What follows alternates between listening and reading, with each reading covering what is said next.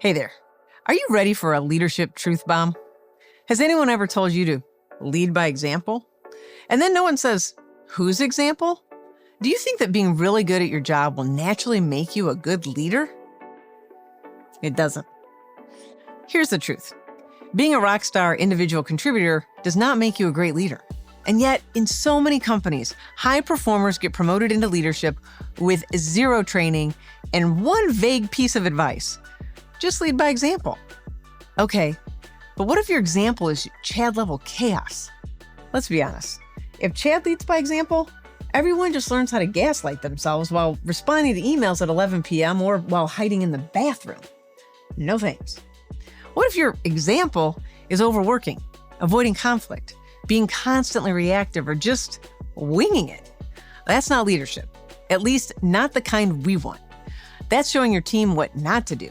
And I can tell you, I lived this story myself and had no clue why leading others seemed to be so mysterious and difficult. That's because no one told me that, hey, there are actual learnable skills you need to have on board, like skills you can learn if you actually want to lead well. You need skills, like nunchuck skills, hunting skills, computer hacking skills. Yes, like actual, developed, practiced, learnable skills. So today, I'm giving you 9 leadership skills every decent leader needs to have and build if they want to succeed. And if no one's told you this before, well, that's why I'm here. Now you know. Let's break them down.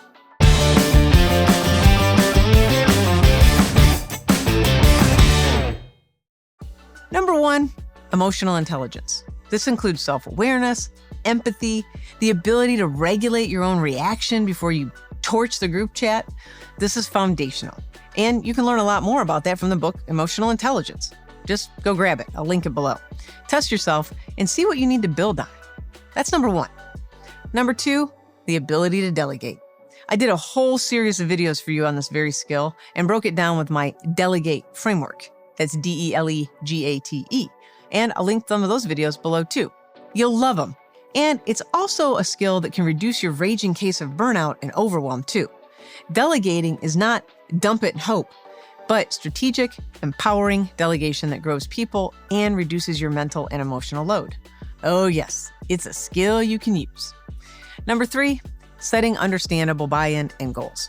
Not vague dreams, clear, collaborative, meaningful targets that make people want to show up and win together. The ability to set goals that inspire and don't overtire is key to getting teams all moving together to get that ball in the hoop or over the finish line or whatever other sports metaphor you want to use. You get the point. Learn how to set meaningful goals that others will want to pursue that are clear and realistic. Number 4, managing your energy, not just your time.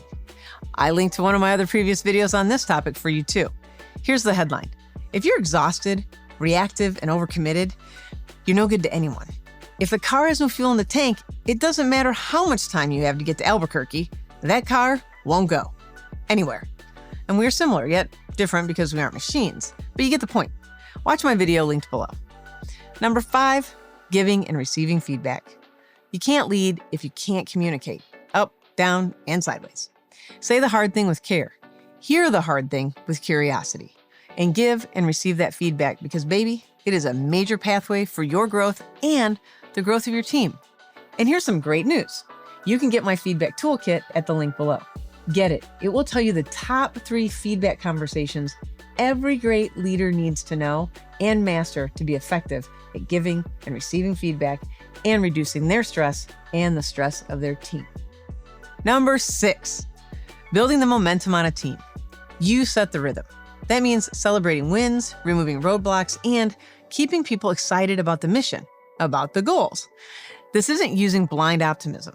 It's about providing opportunities for growth and ensuring everyone has a development plan in place for themselves. It means taking the time to learn where people want to go and grow. Keep the team together. The 7th skill you need to succeed, conflict resolution. Not avoiding it, not heroing it by taking over. This means navigating it, creating safety for honest conversations that don't explode, but actually allow the team to move forward. It means being able to listen and to teach others how to listen on the team too. By learning how to be skillful in resolving conflict, we build trust.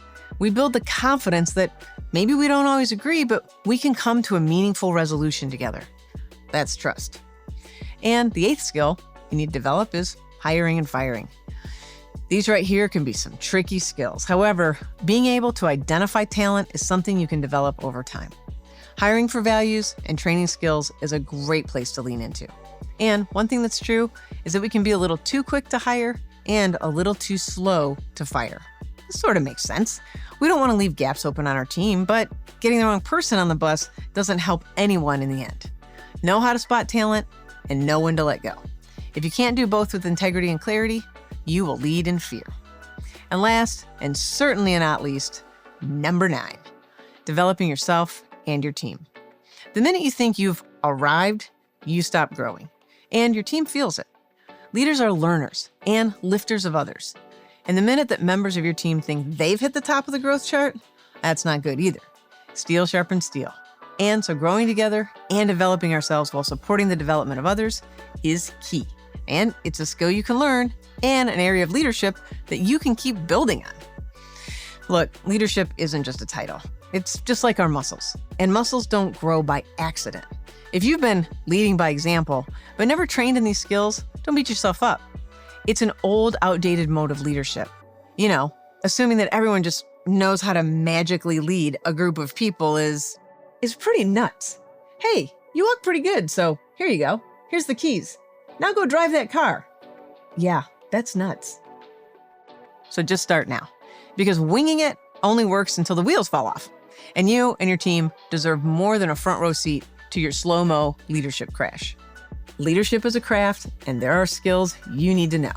And the best leaders, they show up ready to grow, not just glow. If you want help developing these skills, stick around. I've got more where this came from. And if you'd like to hear more about any of these 9 skills and really how to build them, drop me a line in the comments below. I'd love to know what you'd like to hear me talk about. Leadership doesn't happen magically, but hitting subscribe to get more great stuff on how to thrive in the 9 to 5 and beyond, that sure does. So hit that subscribe button. And until then, happy thriving.